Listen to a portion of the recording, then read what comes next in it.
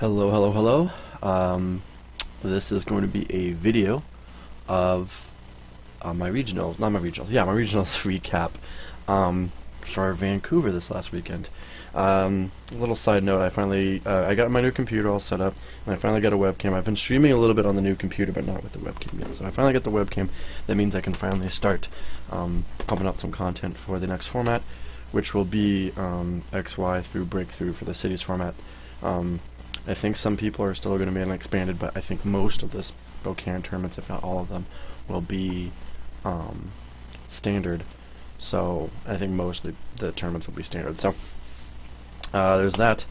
Yeah, so if you didn't know how I did in Vancouver, I finished third overall. I in Swiss rounds, I went 6-0-2. I'm trying to remember what all I beat. I probably should write that down. But I know I beat a Toad. That's probably one of my harder ones. I actually beat JP round 1. Me and JP, the winner of the entire thing, played round 1, and that was a really fun game.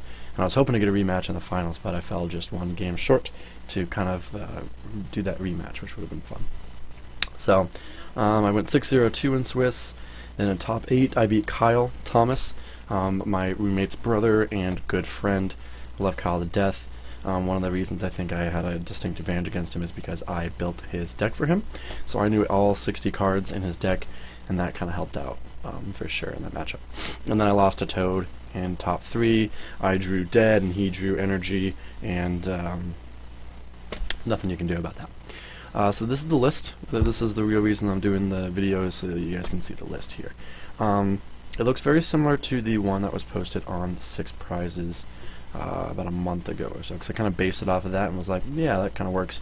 The differences in the 6 Prizes one is about 3 cards. They had a second Enhanced Hammer, a third Bumblebee, and a fourth Team Flare Grunt, instead of both of the Tool Scrappers and a Super Rod. Or Tool Scrapper. I can't remember if it was Super Rod or Tool Scrapper, but anyways. The reason I wanted to switch it up to that is because I think Trick Shovel was definitely needed. Trick Shovel ended up being quite an MVP for me. If you don't know what it does, here you go. Trick Shovel was very, very good. I can't tell you how many times that I was able to junk hunt for Trick Shovel. I very rarely burrowed a whole bunch of times, and that was because I kind of preferred keeping Sableye in the active and being able to get back whatever you wanted to.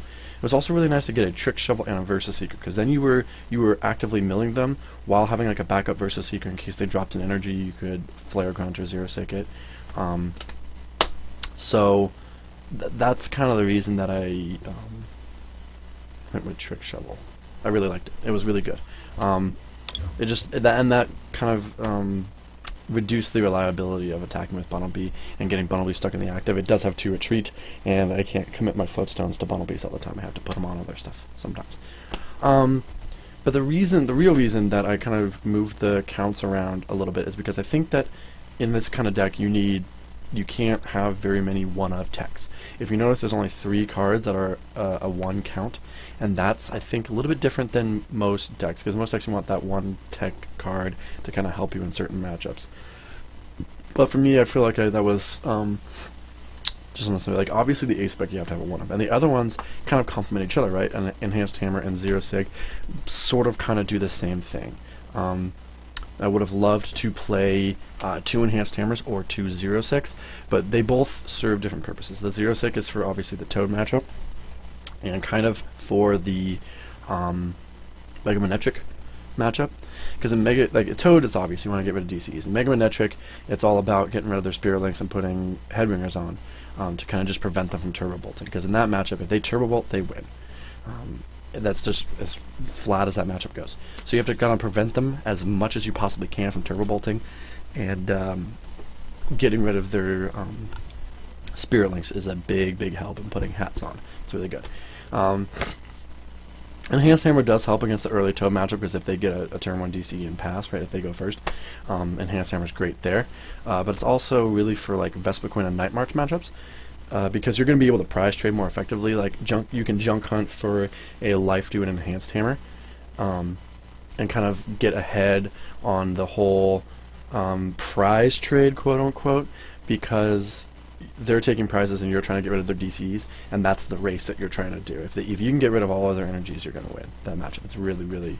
I kind of like going into Night March. It's an easier matchup because with Garbodor out, they can't attack with Mew, so they have to attach single energies to Joltix and Pumpkaboos, and by the time they're doing that, you're Crushing Hammering them off, you're Flare Grunting them off, you're just preventing them from attacking, and you'll get ahead in the prize versus energy race. So, long story short, the reason I have one Enhanced Hammer, one Zero Stick is because I wanted those to be 2, but I knew I could compromise and go 1 of each. Everything else had to be a 2 of count because of prize issues. You're not going to take prizes with this deck at all, ever, unless you Sky Return into a Lone Execute. Like, that's basically the only reason you're going to ever take prizes. I probably did a total of...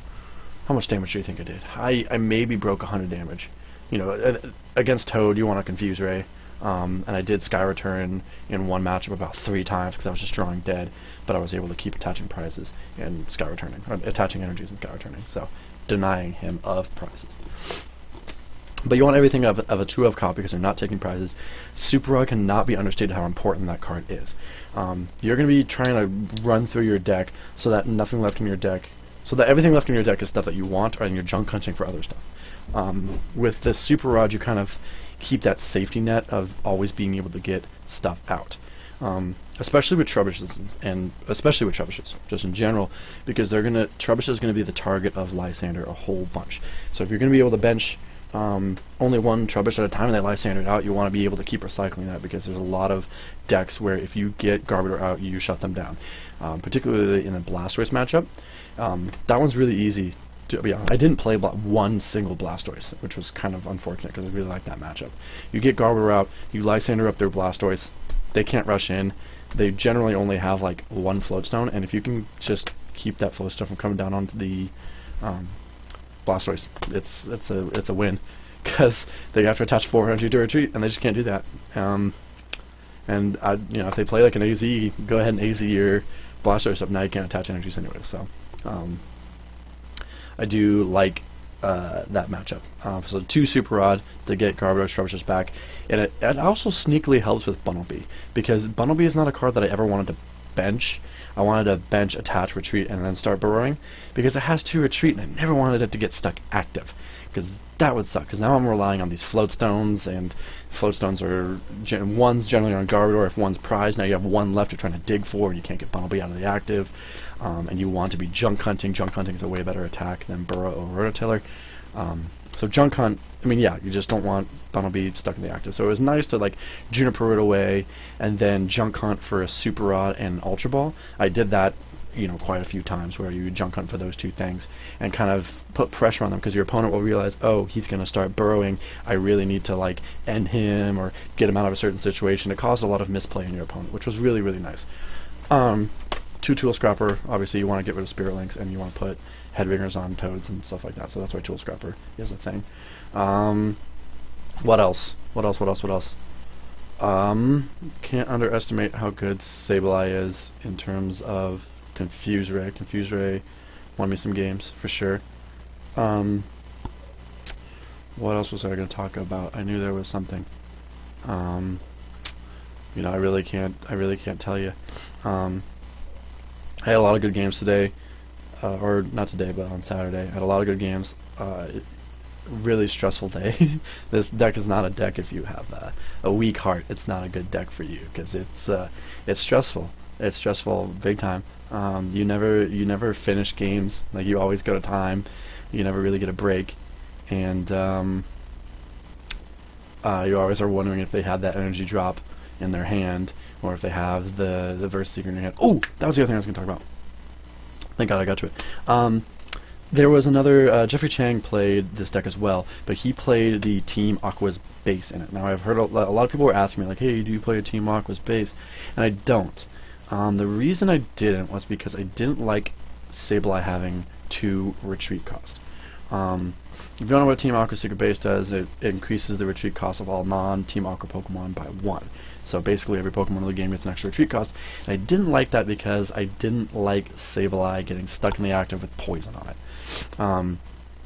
Generally your strategy, like against Toad bats, is if you don't get your Zero Stick or your Flare Gun off on a Toad, you can always resort And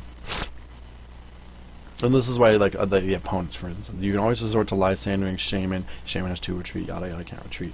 But I always liked to retreat out of Sableye, and the reason I like retreating out of Sableye is because you're poisoned. My thoughts are super scattered right now. If you're poisoned, I like retreating to deny them prizes, because they're not going to bat you on the bench. They're not going to Lysander up a Sableye and kill it. You know, they're not going to do that. Their Lysanders are going to go for other targets. So I'd rather them burn their lasers and like kind of dig through their deck more to try to knock you out, because they're going to be hitting you for 3 shots and no muscle band, 2 shots with a muscle band. They're going to be digging through their deck trying to get all their stuff, while you're digging through your deck getting Flare Grunts and 0-6. And you can always recycle those Flare Grunts and 0-6 with Trubbish. That's why you play the Garbage Collection Trubbish, not only for the 1 retreat cost, but for the Garbage Collection. It really, really helps in that matchup. Being able to Flare Grunt and then put it back on top of your gun and Flare Grunt again, getting rid of all their DCs, because if they miss a Quaking Punch once, you're going to go off. You're going to go off. So I don't play a counter stadium. That was what I was going to talk about. Yeah, you don't play a counter stadium because I didn't like Team Aqua Space, because I always wanted to be able to retreat out of things, especially if you started like Lone Shamer or something. I know that you could have just held on to the stadium, but there's always those weird situations. I just didn't want to get into any of those weird situations. But there's no stadium you really want to counter. Verbank, yeah, I kind of guess you kind of want to counter that, just because you don't want the damage to rack up. But other than that, like, what do you really want to counter? Like, Skyfield, you'd love to have Skyfield down. I'd love to have my opponent fill up their bench with 8 Pokemon. Like, that's 3, at the minimum, 3 extra cards they're burning from their deck that I don't have to burn from their deck. So, I love Skyfield. Skyro Bridge, like, sure, I can't stick anything in the active, but the decks that play Skyro Bridge, like, for instance, what plays Skyro Bridge now? I'm trying to think. Maybe Ray Eels. Like, Ray Eels play Skyro Bridge, but you can always just bring up a eel and be like, hey, yeah, now you can't do this. Or, like, hey, here's your Keldeo, like, try retreating. So, I don't really think Skyro Bridge needs to be bounced.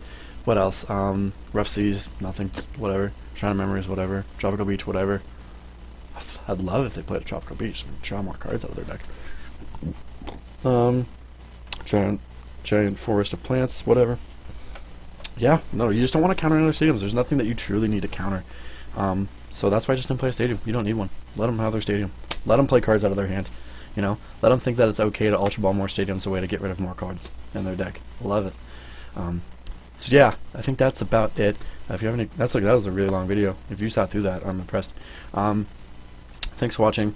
If you have any questions, let me know. I'd love to help anybody out with anything, lists or otherwise. Sitting at 212 championship points now. Be going to Worlds. Be really sweet. So thanks for watching, guys.